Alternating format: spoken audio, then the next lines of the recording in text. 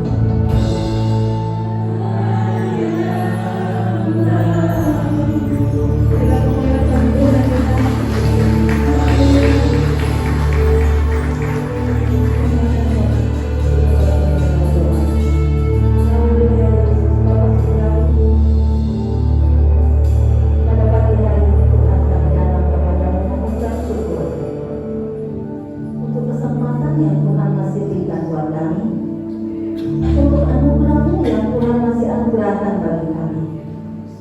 Terima kasih Bapa, karena hari ini kami boleh berkumpul bersama-sama di dalam rumah-Mu yang kudus untuk memuji dan memuliakan nama-Mu. Tuhan, sucikan dan kuduskan kami, layakkan kami untuk ada di hadirat-Mu. Dan biarlah Tuhan, Engkau sendiri yang hadir di tengah-tengah kami untuk melawat dan memberkati kami, sehingga setiap kami yang hadir pada pagi hari ini akan pulang dengan membawa kemenangan, akan pulang dengan membawa sukacita, akan pulang dengan membawa suatu sikap yang baru dalam kehidupan kami. Tuhan, ini hidup kami. Kami ingin diubahkan. Kami rindu agar pertemuan kami bersama dengan Engkau itu mengubahkan kehidupan kami, sehingga kami menjadi lebih baik dan naik level di hadapan-Mu, siap menjadi mempelai-Mu. Terima kasih Tuhan, urapi setiap hamba-hamba-Mu yang melayani, dan urapi kami semuanya Tuhan. Berdoa untuk saudara-saudara kami yang masih di rumah, persiapkan mereka, urapi mereka, sertai mereka dalam perjalanan, sehingga mereka boleh datang di tempat ini beribadah bersama-sama dengan kami. Urapi kami Tuhan, dan hadirlah di tengah-tengah kami, karena kami membuka ibadah kami pada pagi hari ini hanya di dalam nama Tuhan Yesus Kristus. Haleluya. Amin. Amin. Shalom. Shalom jemaat Tuhan. Saya mau tangan-tangan yang dimerdekakan pada saat hari ini. Haleluya. Kita percaya bahwa dalam hadirat Tuhan ada kemerdekaan. Amin.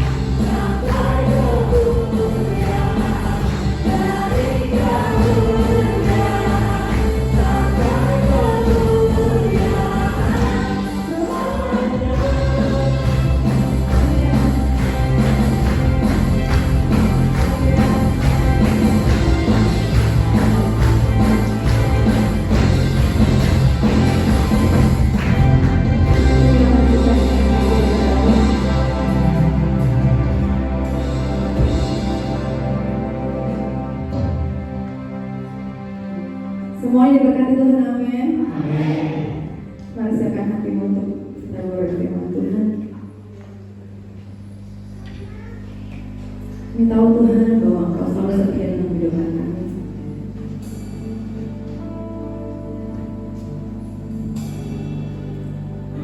Seringkali kami yang tidak setia kepada Tuhan, tapi Kau tetap setia kepada kami. Terima kasih Tuhan buat pertolongan-Mu yang sempurna dalam kehidupan kami.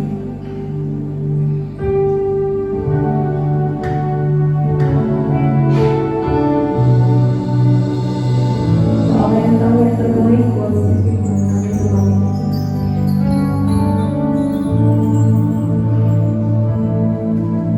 Saat ku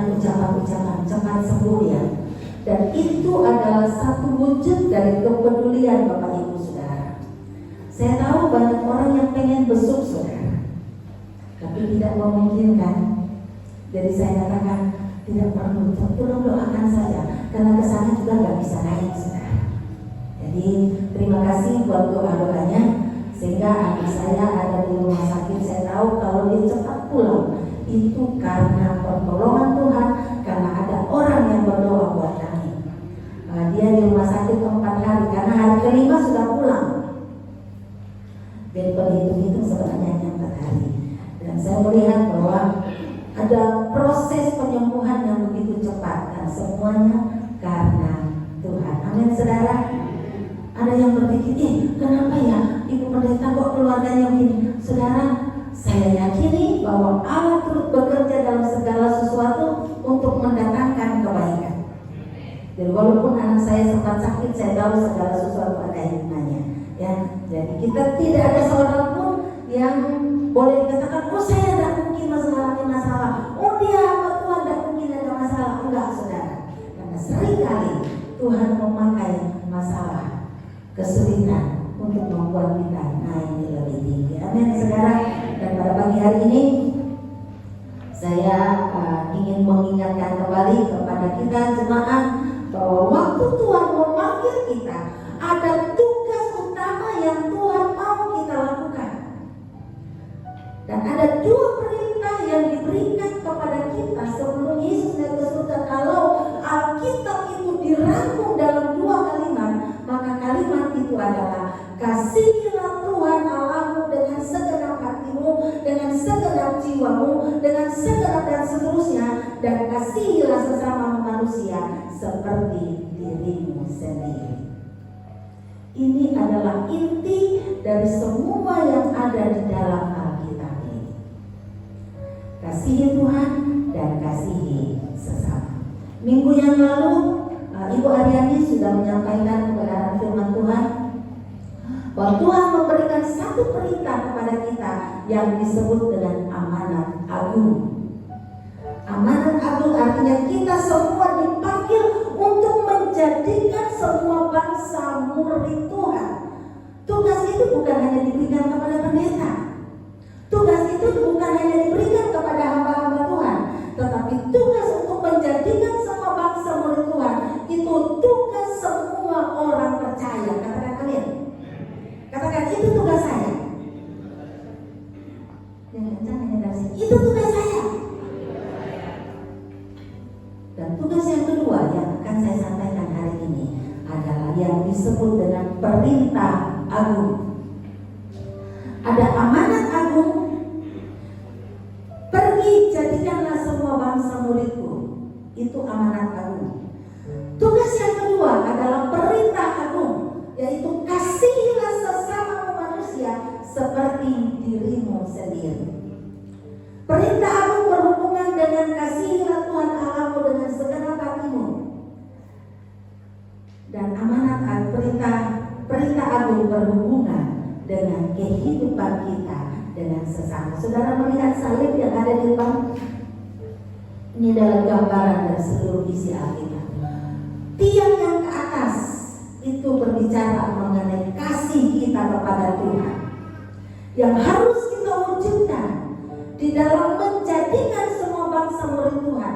Dan yang kedua yang garis begini, itu adalah wujud dari cinta kita kepada Tuhan melalui mengasihi sesama kita. Amin, saudara.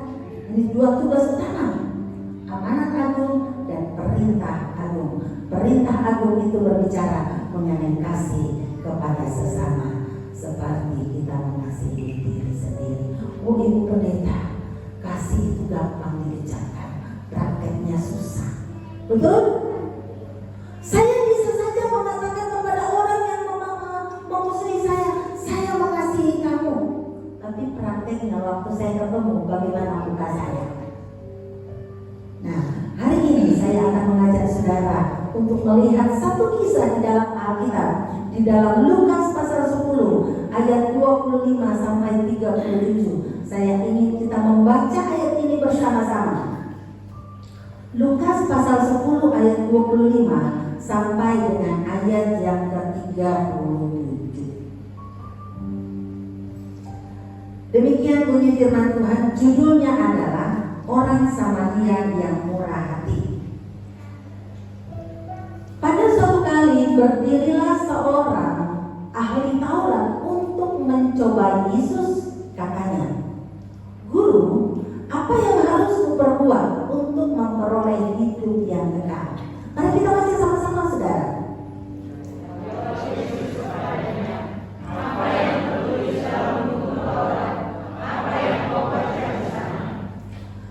Jawab orang itu, kasihilah Tuhan Allahmu dengan segenap hatimu, dengan segenap jiwamu, dan dengan segenap kekuatanmu, dan dengan segenap akal budimu, dan kasihilah sesama manusia seperti dirimu sendiri.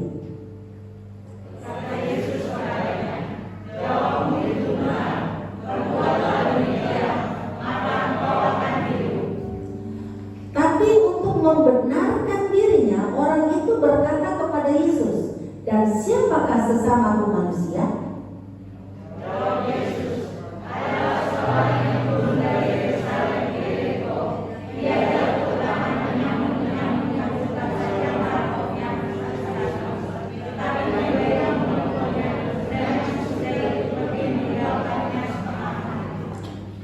Kebetulan ada seorang imam turun melalui jalan itu.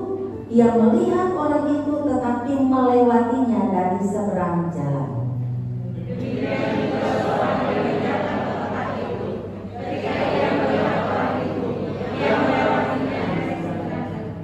Lalu datanglah seorang Samaria yang sedang dalam perjalanan ke tempat itu, dan ketika ia melihat orang itu, tergeraklah hatinya oleh belas kasihan.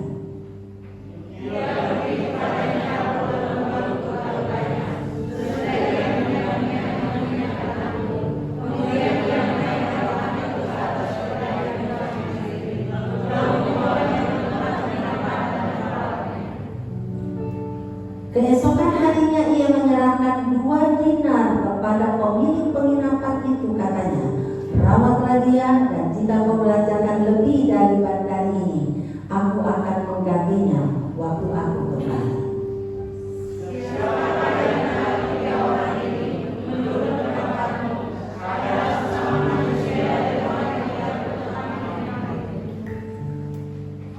Jawab orang itu, "Orang yang telah menunjukkan belas kasihan kepadanya." Kata Yesus kepadanya, "Pergilah dan perbuatlah demikian." Saudara yang kekasih di dalam Tuhan, dari kisah ini kita bisa melihat ada 4 tipe manusia di sana. Dan dari 4 tipe manusia ini saya rindu supaya kita mengevaluasi, menilai diri kita masing-masing. Kita ada di tipe yang seperti apa? Oh, saya tidak akan bertanya yang tipe 1 siapa? Tidak, saudara. Tapi masing-masing kita menilai diri kita dengan jujur. Karena firman Tuhan katakan, sebagai murid Yesus, kita harus mengasihi Tuhan dan mengasihi sesama kita. Mari kita akan belajar bersama-sama melihat dari pelajaran ini supaya kita bisa melihat siapa kita di hadapan Tuhan. Apakah kita sudah mempraktekkan mengasihi Tuhan dengan segenap hati dan mengasihi sesama? Karena kedua-duanya harus berjalan, saudara. Tipe orang yang pertama, kita melihat imam besar. Imam yang ada di dalam ayat yang ke-25 mulai, di situ dikatakan, "Pada suatu kali berdirilah seorang ahli Taurat untuk mencobai Yesus," katanya. Tipe orang yang pertama adalah ahli Taurat. Ahli Taurat adalah orang yang setiap hari pekerjaannya mempelajari firman Tuhan. Ahli Taurat adalah seharusnya orang yang tahu banyak tentang firman Tuhan. Tetapi dari kisah ini kita melihat bahwa orang yang tipe ini adalah dia selalu berusaha untuk mencobai orang lain, untuk mencari tahu orang lain sampai di mana pengetahuannya. Dia datang kepada Yesus dan dia bertanya, "Guru, apa yang harus saya lakukan supaya saya selamat?"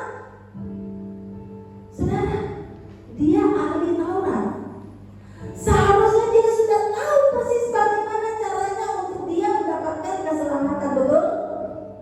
Coba kalau saya datang kepada saudara dan saya bertanya, "Pak Jiles, tolong kasih tahu saya bagaimana caranya supaya saya bisa masuk surga." Pak Jiles bilang apa? "Saya pendeta, ini ahli Taurat yang setiap hari kerjanya mempelajari firman Tuhan." Tapi dia datang kepada Tuhan untuk bertanya karena dia ingin mencobai Tuhan. Dia datang dengan satu tujuan yang tidak murni. Dia bertanya, salah ke orang bertanya bagaimana caranya saya bisa hidup kekal? Enggak, itu pertanyaan yang sangat bagus. Itu pertanyaan yang memang harus ditanyakan oleh setiap orang yang mau menerima kehidupan yang kekal. Tapi kalau kita melihat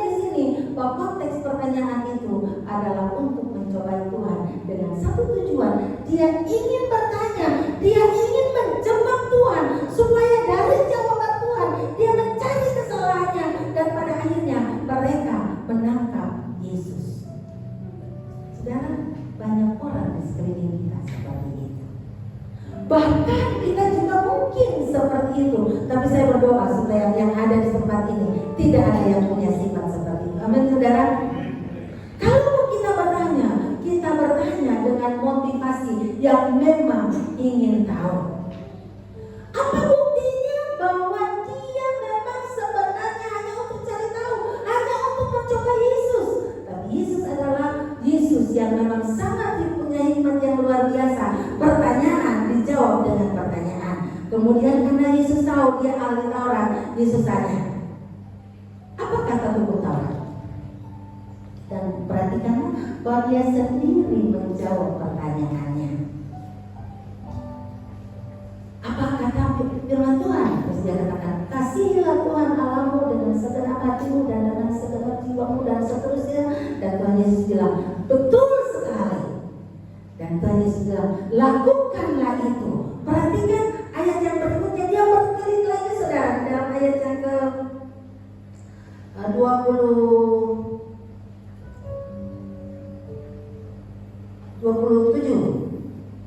Coba tampilkan ayat. Jawab orang itu yang telah menunjukkan 27 ya. Jawab orang itu, kasihilah Tuhan Allahmu dengan segenap hatimu. Lanjut ayat berikutnya 28. Jawabmu itu benar, berbuatlah demikian, maka engkau akan hidup. Perhatikan jawaban orang itu di bawahnya. Kalimat berikutnya, tetapi untuk membenarkan diri orang itu berkata kepada Yesus, dan siapakah sesamaku manusia? Perhatikan bahwa orang ini sebenarnya sudah tahu, hanya ingin mencari-cari kesalahan. Kemudian dia bertanya, dan siapakah sesamaku manusia? Karena konsep orang Yahudi, sesamanya manusia adalah orang yang sesama dengan dia. Jadi saya mau katakan, sesama manusia itu bukan orang yang sama dengan kita, tetapi sesama manusia adalah orang-orang yang mungkin berbeda dengan kita, orang yang mungkin berbeda keyakinan dengan kita, orang yang mungkin memusuhi kita. Itu adalah sesama kita. Dan Yesus menjawab pertanyaan orang ini dengan menceritakan kisah orang Samaria. Yang kita akan melihat hari ini, siapakah sesama kita? Yang kita akan lihat dari ini, siapakah kita di dalam pandangan Tuhan? Dan karena itu, mari kita melihat, kita menyimak kisah yang diceritakan oleh Tuhan Yesus. Bolehkah saya minta sukarelawan, kayaknya saya minta sukarelawan tangan saya, lihat ya.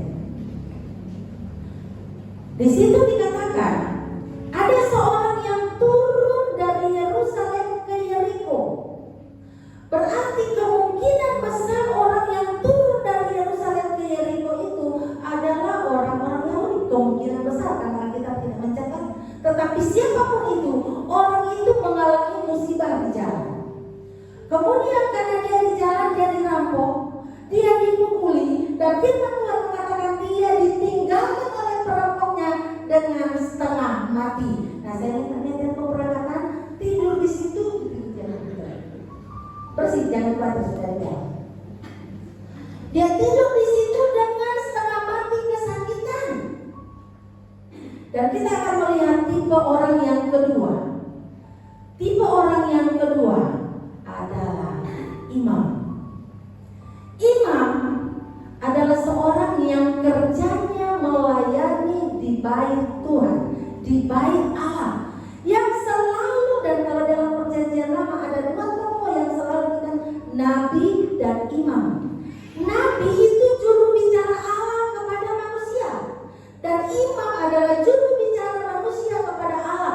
Kalau manusia umat Tuhan mau berdoa, maka dia akan berdoa melalui, dia akan datang kepada imam. Dan sekarang imam ini melihat orang yang dalam keadaan sekarat, dikatakan hampir mati, sampai setengah mati.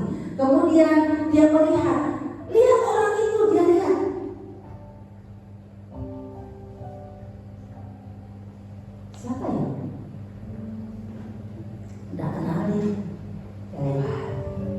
tinggalin aja begitu saja. Emang kau pikirin? Tinggalin, pergi. Kemudian dia adalah seorang imam, tetapi dia tidak peduli siapa yang sangat membutuhkan. Seharusnya seorang imam adalah seorang yang selalu menolong sesama, karena dia yang akan membawa perkumpulan orang-orang lain kepada Tuhan. Dia adalah imam. Dan kalau saat ini di dalam Petrus dikatakan kita adalah imamat rajani, dengan kata lain menurut perjanjian baru kita semua orang percaya adalah imam-imam yang harusnya menaikkan doa syafaat untuk orang lain. Masihkah kita menjadi pendoa syafaat, saudara? Salah satu wujud kita mengasihi Tuhan, mengasihi sesama adalah melihat kebutuhan orang lain dan kita berdoa syafaat, memberikan pertolongan sesuai dengan kebutuhannya. Itu imam yang digambarkan di sini. Mungkin kita yang berpikir, oh saya kan sudah pelayanan di gereja, saya pemimpin pujian, saya pemain musik, oh saya tinggal di gereja, saya khotbah. Tapi masihkah mata kita terbuka melihat kebutuhan orang-orang yang ada di sekeliling kita? Saudara, mari Tuhan memanggil kita untuk mengasihi sesama dengan menunjukkan kepedulian. Tipe orang yang ketiga, orang Lewi. Orang Lewi, di firman Tuhan mengatakan pada saat itu juga orang Lewi lewat. Dia lewat. Orang Lewi adalah satu kelompok atau satu suku di dalam bangsa Israel yang dipilih secara khusus oleh Allah untuk melayani di bait suci. Mereka adalah pemimpin pujian, mereka adalah cleaning service, mereka adalah orang-orang yang ditugaskan untuk mengurus semua keperluan bait Allah, dan mereka adalah orang-orang yang dikhususkan untuk melayani. Kemudian pada saat itu orang Lewi juga melihat lewat. Apa dia ya?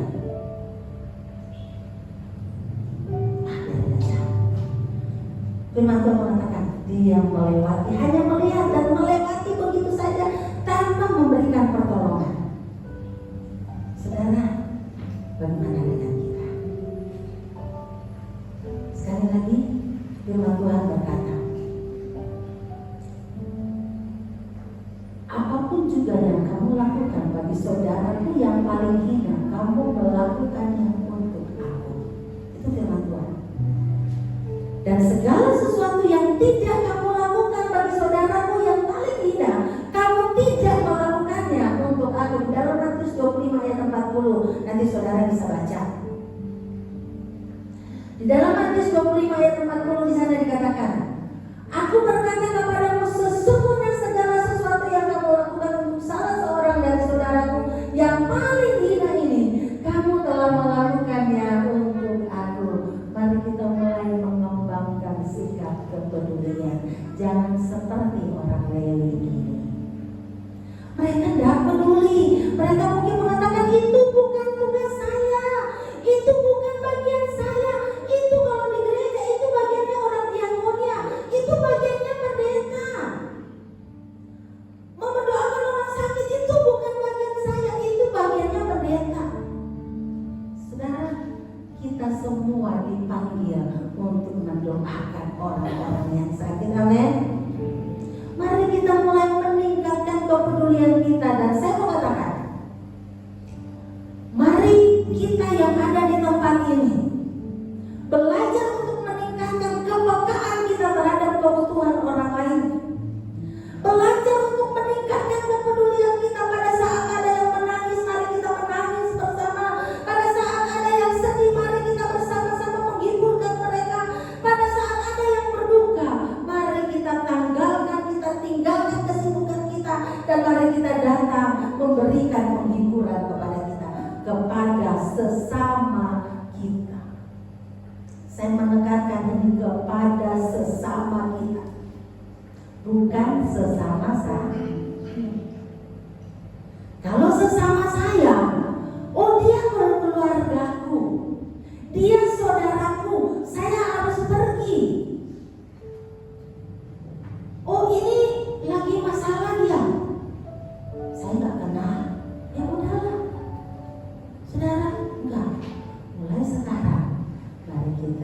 mengasihi sesama kita. Itu orang Lewi. Kemudian firman Tuhan mencatat di situ. Kemudian datanglah juga orang Samaria yang lewat di situ. Saudara, gambaran orang Samaria, di mana orang-orang Israel, orang Samaria itu adalah orang yang tidak diperhitungkan. Mereka dianggap orang yang tidak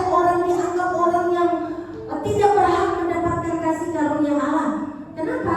Karena orang-orang Samaria adalah keturunan dari orang-orang Israel yang mengadakan kawin campur dengan penduduk asli.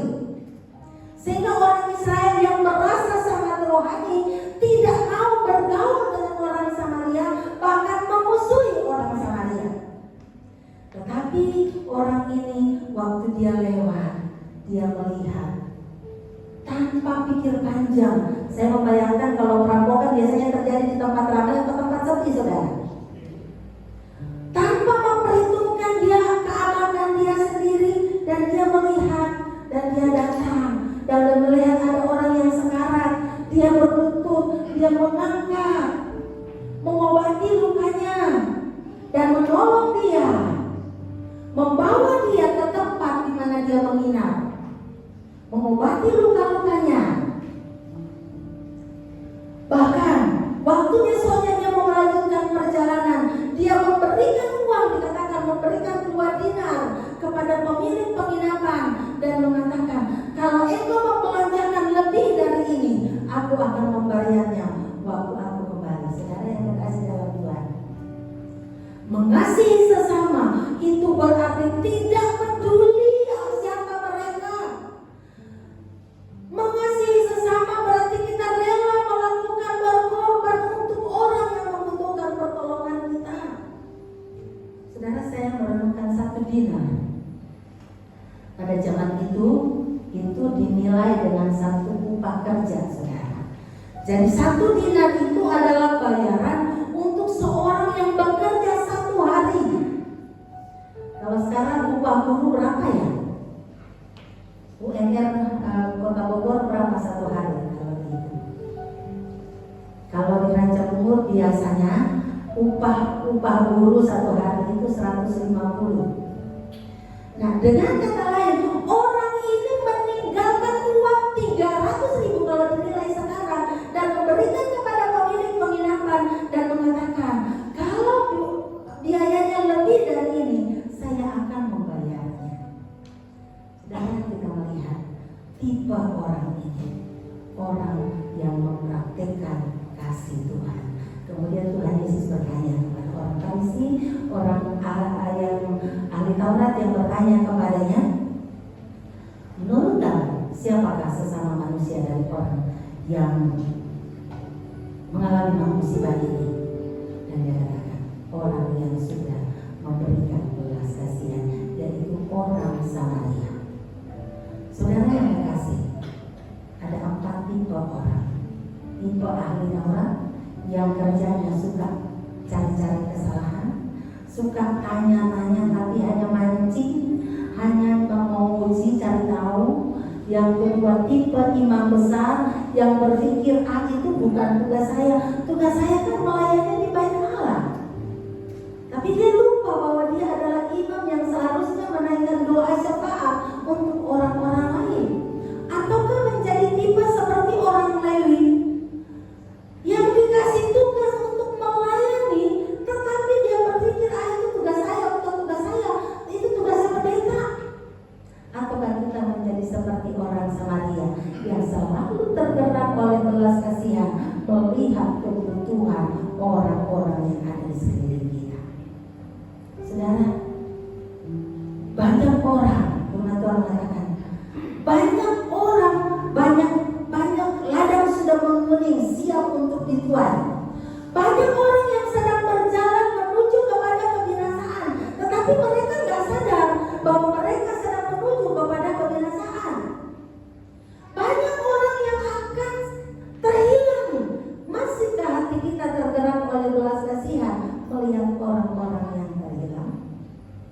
Masihkah hati kita tergerak oleh belas kasihan melihat penderitaan orang-orang di sekeliling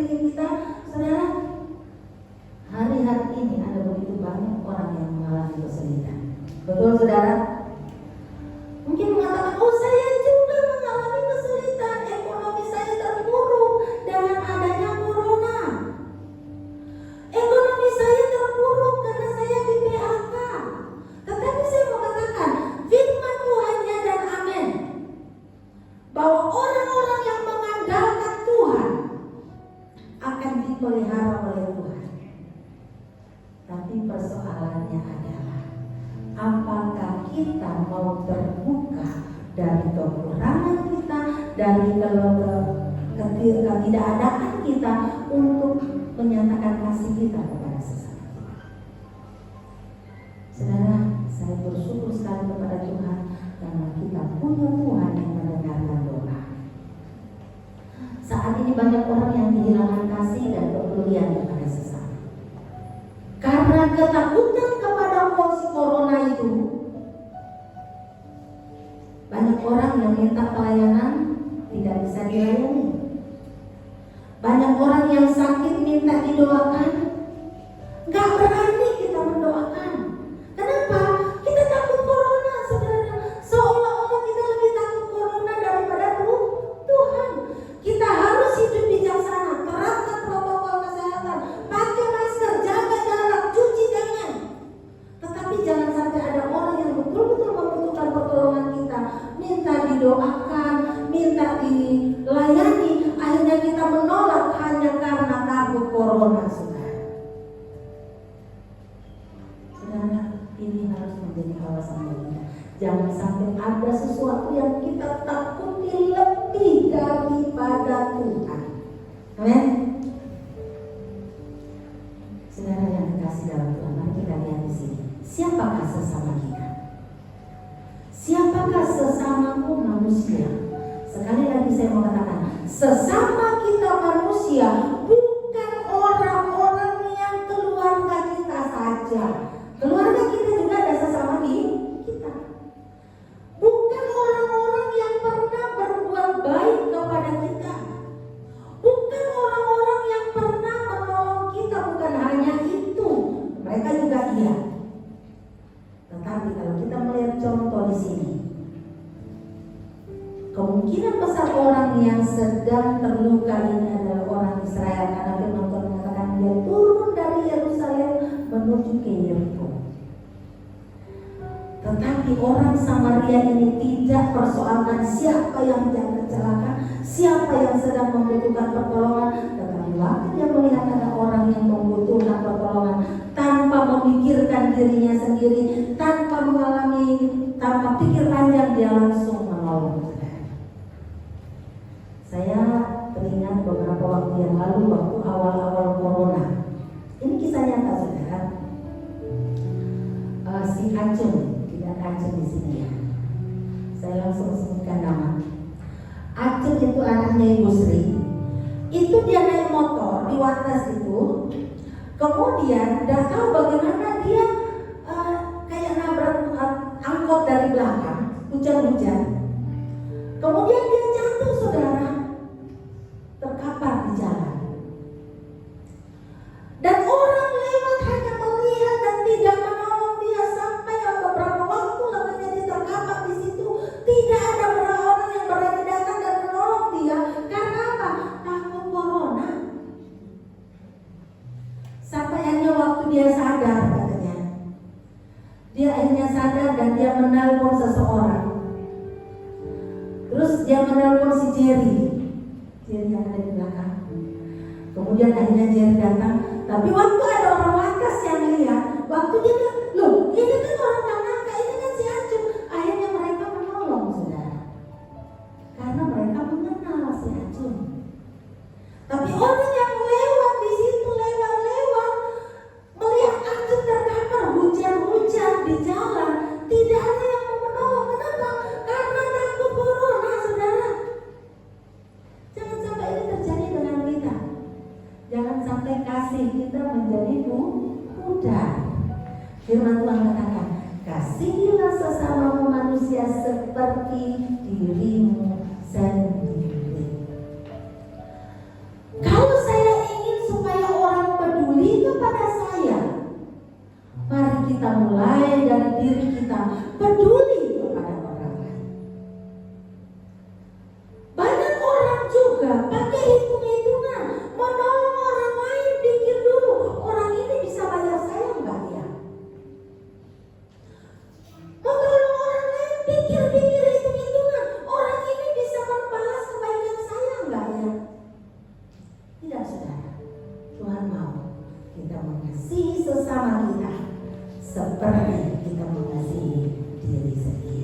Mengasihi diri sendiri itu, mengasihi diri kita tidak berarti kita pernah hitung-hitungan dengan diri kita. Kalau kita sakit, kita rela mengeluarkan berapapun demi kita sembuh, betul? Bahkan kalau perlu rumah kita jual untuk mengobati anak kita, karena kita mengasihi. Nah, kalau firman Tuhan katakan kasihilah sesama manusia seperti dirimu sendiri, itu berarti Tuhan mau kita mengasihi, mewujudkan kasih kita kepada Tuhan dengan menyatakan kasih kita kepada orang lain. Saya akan mengakhiri dengan ini, saudara. Saudara, saya bersyukur kepada Tuhan bahwa Tuhan mendengarkan doa-doa kita dan Tuhan menggerakkan orang-orang di tempat lain yang kita tidak pernah ketemu untuk memberkati kita. Saya hitung-hitung, saudara, dari bulan Mei kita dapat kiriman sembako Mei sampai Agustus, kalau saya nggak salah waktu itu Mei, Juni, Juli, Agustus 4 kali. Kemudian bulan ini sudah 2 kali, mulai Juli, Agustus dapat kiriman sembako. Dan saya tahu pada akhirnya bahwa setiap kali orang itu kirim sembako itu nilainya 45 juta. Ada orang yang digerakkan oleh Tuhan untuk memberkati kita karena mereka mengasihi sesama, sehingga mereka mau mengembangkan uang mereka untuk mengasihi orang yang tidak pernah mereka lihat. Mereka tidak pernah kenal kita di sini, tetapi kita di sini banyak keluarga kita, banyak tetangga kita, banyak jemaat, banyak orang-orang di pinggir jalan sana yang sangat membutuhkan, sehingga mereka menyatakan kasihnya melalui donatur, melalui berkat mereka. Saya hitung-hitung dan akhirnya saya tahu berapa anggarannya satu paket itu, karena saya tahu dari orang yang ngantar. Jadi saya hitung kalau mereka kirim satu paket, satu kali kirim 300 paket, itu berarti 45 juta. Sudah berapa besar dana yang Tuhan kirim untuk kita justru pada masa kesusahan seperti sekarang. Apakah kita hanya mau berdiam diri, saudara? Tidak. Saya mengetuk hati saudara, mari kita belajar dari kekurangan kita. Tingkatkan kepedulian kita. Mungkin kita nggak bisa kasih uang, tetapi mari kita doakan. Yang paling mudah kita lakukan adalah waktu kita mendengar ada orang yang susah, waktu kita mendengar ada orang yang membutuhkan doa kita doakan.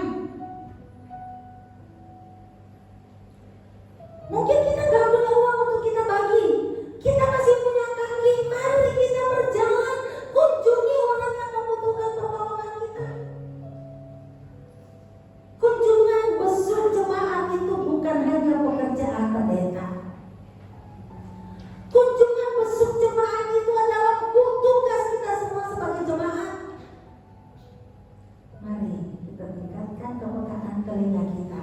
Waktu kita tahu ada jemaat yang sakit, walaupun kita tidak dekat dengan orang itu, mari kita datang mendoakan dia sepanjang dia bisa dibesuk. Kalau kemarin ini nggak bisa dibesuk, saya tahu banyak yang mau datang. Siapapun dia, sekalipun orang itu mungkin pernah menyakiti kita, sekalipun orang itu menyebalkan kita. Oh, saya tidak kenal jangan seperti itu tadi dia. Saya tidak kenal dia. Orang lain, oh itu bukan keluarga saya. Tapi mari kita menjadi seperti orang sama dia. Amin, saudara. Itu yang Tuhan mau. Kasihilah sesama Tuhan Allahmu dengan segenap hatimu, dengan segenap kekuatanmu, dengan segenap jiwamu, dengan segenap akal budimu, dan kasihilah sesama manusia seperti dirimu sendiri. Amin. Mari kita angkat kepala. Kita merenungkan kebenaran firman Tuhan ini. Kita nyanyikan satu pujian yang mengatakan, berikanku hati seperti hati. Yesus setiap kali dia melihat orang lain yang membutuhkan pertolongan, hatinya selalu tergerak oleh belas kasihan. Dan orang Samaria ini, dia katakan waktu dia melihat orang itu, maka tergeraklah hatinya oleh belas kasihan. Masihkah hati kita tergerak oleh belas kasihan melihat penderitaan orang lain? tergerak oleh belas kasihan dan melihat kebutuhan orang lain.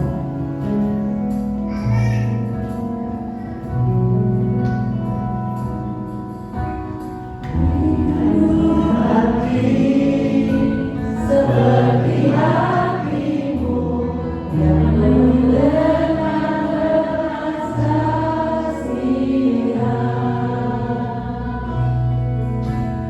berikanku makan seperti matamu memandang buaya di sekelilingku. Berikanku tanganmu untuk melakukan tugasmu. Berikanku kakimu melangkah dalam rencanamu. Berikanku, berikanku, berikanku hatiku, berikanku hati.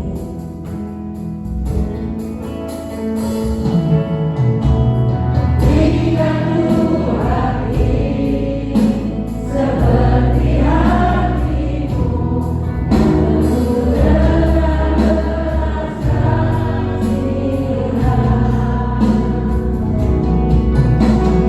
Berikanku makan seperti matamu memandang buaya di sekelilingku. Berikanku tanganmu untuk melakukan tugasmu. Berikanku kakimu melangkah dalam rencanamu.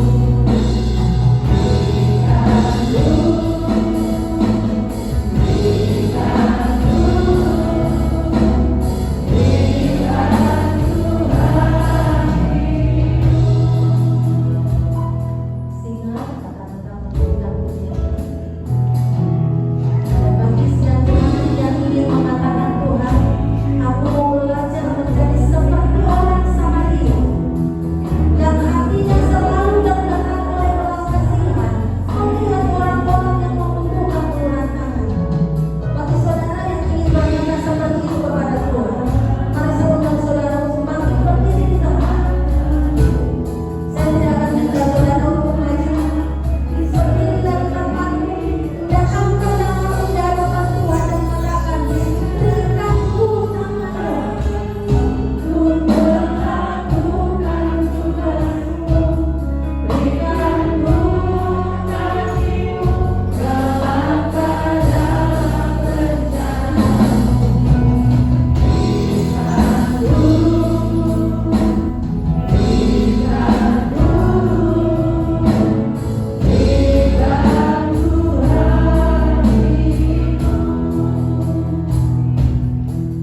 Mari kita akan mengoreksi diri kita masing-masing di hadapan Tuhan dan naikkan doa saudara kepada Tuhan dan katakan, Tuhan berikan aku hati yang selalu penuh dengan belas kasihan. Aku mau belajar untuk menjadi pelaku firman-Mu, mempraktekkan firman-Mu dalam kehidupanku, mengasihi Tuhan dengan segenap hati dan mengasihi sesama seperti diriku sendiri. Terima kasih Tuhan. Angkat suaramu dan sembah Dia. Katakan, Tuhan aku mau. Tuhan aku mau mengikuti belas kasihan-Mu. Biarlah kasih-Mu mengalir di dalam hidupku. Terima kasih Tuhan. Berikan kami hati yang penuh dengan belas kasihan. Berikan kumpulan orang-orang yang ada di sekitar kami. Beri kami hati yang penuh dengan belas kasihan. Melihat pergumulan orang lain. Beri kami tangan yang selalu mulus untuk memberikan pertolongan